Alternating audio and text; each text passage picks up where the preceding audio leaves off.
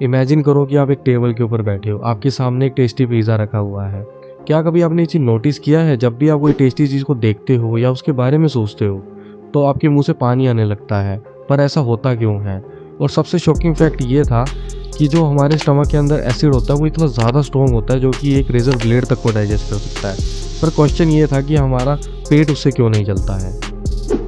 क्या आपको पता है हमारी बॉडी के अंदर vegetarian food, non vegetarian food, fruits and nuts ये सब अलग तरीके से डाइजेस्ट होते हैं। और कभी सोचा है अगर हम एक च्युइंगम को पूरा खा लेते हैं तो च्युइंगम क्या हमारे इंटेस्टाइन के अंदर चिपक जाती है? तो वीडियो के बिल्कुल लास्ट तक बने रहना। आज की 3D एनिमेशन की वीडियो के अंदर मैं आपको यही चीज़ एक्सप्लेन करने वाला हूँ कि कैसे डाइजेस्टिव सिस्टम काम करता है। जो फूड हम खाते हैं वो स्टमक के अंदर डायरेक्ट जाके डिसअपियर नहीं होता, उसको ब्रेक डाउन करना पड़ता है, उसमें से न्यूट्रिशन निकालने पड़ते हैं, उसको अब्जॉर्ब करना पड़ता है और ये सारा काम एक 9 मीटर लॉन्ग ट्यूब के अंदर होता है जिसको हम डाइजेस्टिव सिस्टम बोलते हैं। तो देखो, डाइजेस्टिव सिस्टम जो स्टार्ट होता है वो होता है हमारे माउथ से। माउथ के अंदर 3 डिफरेंट टाइप की सलेवरी ग्लैंड्स होती हैं जो कि अभी आप स्क्रीन पर देख रहे हो।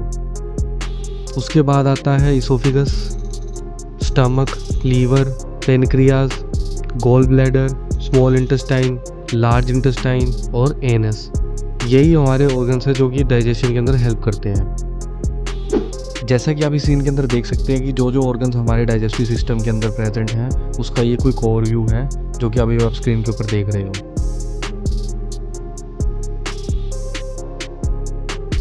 तो विदाउट एनी डिले डाइजेशन के प्रोसेस को स्टार्ट करते हैं। तो देखो, जैसे ही हम एक पिज़्ज़ा की बाइट को लेते हैं तो डाइजेशन का प्रोसेस उसी टाइम स्टार्ट हो जाता है। हमारे आगे के और पीछे के जो दांत होते हैं वो फूड को अच्छी तरह से चर्न करते हैं और उसके अंदर सलाइवा को मिक्स करते हैं। सलाइवा के अंदर एक स्पेशल टाइप का एंजाइम प्रेजेंट होता है जिसको एमिलेज बोलते हैं। ये एमिलेज फूड के अंदर जो भी कार्बोहाइड्रेट प्रेजेंट होते हैं उसको डाइजेस्ट कर देता है। और शायद बहुत कम लोगों को ये बात पता है कि जो डाइजेशन का रियल प्रोसेस है वो स्टमक से नहीं बल्कि हमारे माउथ से स्टार्ट होता है।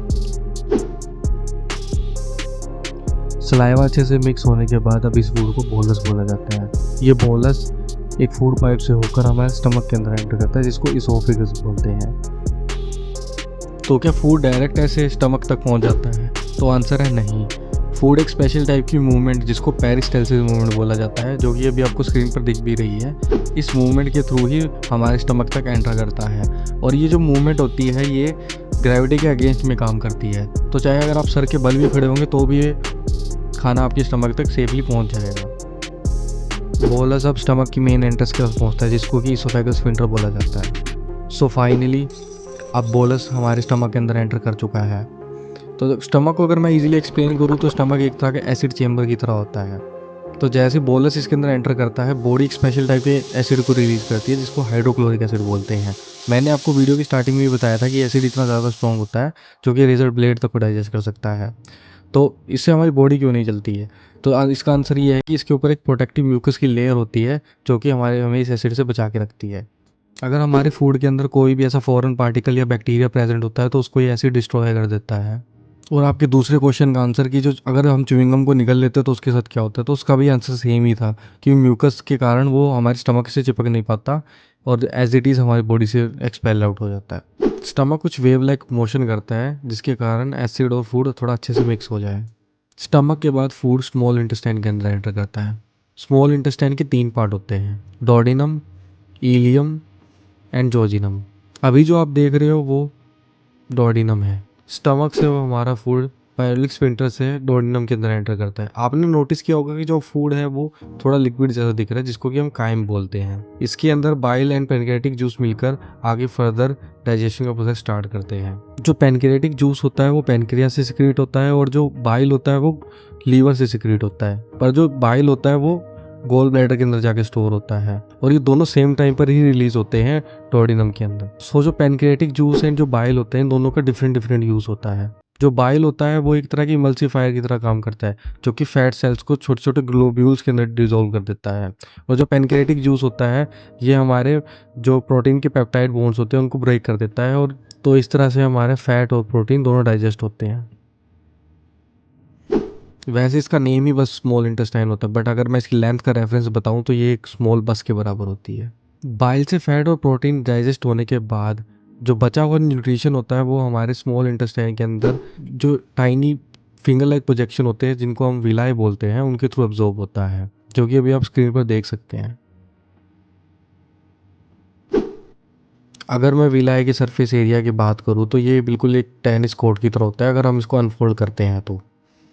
जितने भी स्मॉल इंटेस्टाइन के अंदर विलाई प्रेजेंट होते हैं उन्हीं के ऊपर एक छोटे छोटे फिंगर लाइक प्रोजेक्शन और होते हैं जिनको हम माइक्रोविलाई बोलते हैं। और जो हमारा फूड होता है जब भी इन माइक्रोविलाई के ऊपर से होकर जाता है तो फूड हमारा न्यूट्रिशन की फॉर्म में एब्जॉर्ब हो जाता है और ब्लड स्ट्रीम के अंदर पास थ्रू कर दिया जाता है। अब जो फूड होता है वो स्मॉल इंटेस्टाइन से लार्ज इंटेस्टाइन को ट्रांसफ़र कर दिया जाता है, लेकिन 90% जो हमारा फूड होता है वो स्मॉल इंटेस्टाइन में ऑलरेडी एब्जॉर्ब हो चुका होता है। और जो लार्ज इंटेस्टाइन का सरफेस एरिया होता है वो बिल्कुल प्लेन होता है, इसके अंदर ऐसा कोई विलाय या माइक्रोविलाय नहीं होता। पर जो लार्ज इंटेस्टाइन की सरफेस पर 100 ट्रिलियंस ऑफ बैक्टीरिया रहते हैं जो कि डाइजेशन में आगे हेल्प करते हैं और जो हमारा बचा कुचा वाटर होता है उसको एब्जॉर्ब कर लेते हैं। सो फाइनली फूड में से सारा वाटर एब्जॉर्ब होने के बाद सिर्फ सॉलिड वेस्ट बचता है जो कि एनस की तरफ जाने लगता है। एनस के अंदर दो स्फिंक्टर होते हैं, एक एक्सटर्नल होता है एक इंटरनल होता है। जो एक्सटर्नल होता है वो हमारे कंट्रोल में होता है और जो इंटरनल होता है उसको हम कंट्रोल नहीं कर सकते हैं। और 24 से 48 घंटे के अंदर हमारा जो फूड होता है वो हमारी बॉडी से एक्सक्रीट आउट हो जाता है।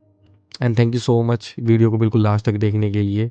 अगर आपको इस वीडियो के अंदर कुछ भी इंटरेस्टिंग लगा है, नॉलेजफुल लगा है तो प्लीज़ उसको कमेंट में ज़रूर मेंशन करना। और अगर आपका कोई सजेशन हो इस वीडियो से रिलेटेड या फिर आगे वाले आने टॉपिक से रिलेटेड कोई सजेशन हो तो प्लीज़ मुझे कमेंट में ज़रूर बताना। सो अभी के लिए स्टे हेल्दी, स्टे सेफ। मैं मिलता हूँ आपको नेक्स्ट वीडियो के अंदर।